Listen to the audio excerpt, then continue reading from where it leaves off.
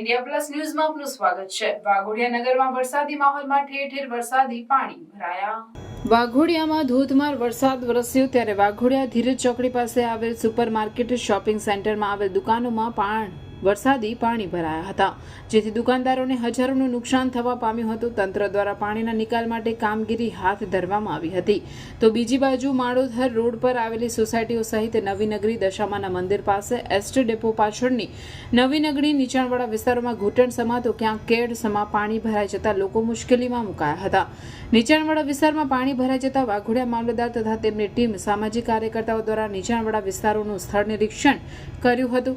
ઘરે ઘરે ફરીને ત્યાંના રહીશો જોડે ચર્ચા કરી હતી, સાથે રહેવા અને જમવા માટે કુમાર શાળામાં સગવડ કરી હતી। રિપોર્ટર પ્રકાશ બારિયા સાથે કેમેરામેન શૈલેન્દ્ર પ્રજાપતિ।